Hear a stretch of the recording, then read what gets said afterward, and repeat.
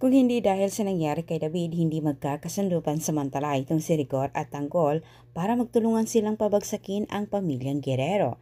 Samantala, ipapatumba na ni Roberto itong si Tanggol sa grupong Red Phoenix na kung saan si Santino din ang inatasan ni Lucio. Buo ang loob ni Santino na itumba itong si Tanggol. Ngunit sa kanyang misyon ay lilihis din siya ng plano.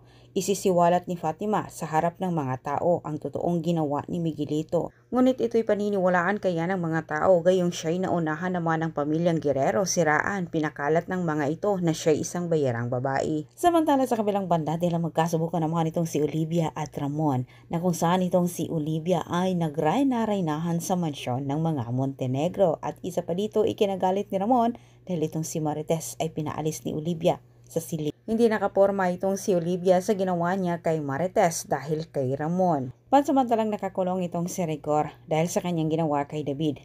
Ngunit ito'y makakalaya din sa huli nang makarating naman kay Roberto. Si Roberto ang nakiusap kay Hippie na pakawalan umano itong si Rigor dahil siya'y may kailangan. At nangako naman itong si Rigor na magsasalita umano siya sa mga Guerrero laban kay Tanggol.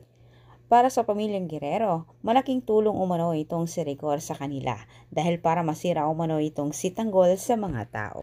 Gagawin ni Fatima kung ano ang sa tingin niya ang tama. Ang magsasalita, isiwalat umano niya ang kanilang pagpapanggap ni Miguelito na silang dalawa ay may relasyon.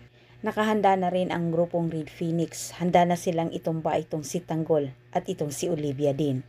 Ngunit sa pagdating naman ni Santino na kung saan siya'y handa na, tsaka naman nagsasalita itong si Fatima at isa-isa niyang ikinuwento sa lahat ng mga tao ang totoong nangyari. Bagay na ikinagulat ito ni Santino at batid naman ni Lucio at Edwin na hindi magagawa ni Santino ang kanilang misyong inatas ng Banata. Kampante ang pamilya Guerrero na hindi paniwala nitong si Fatima sa mga binitawang salita nito.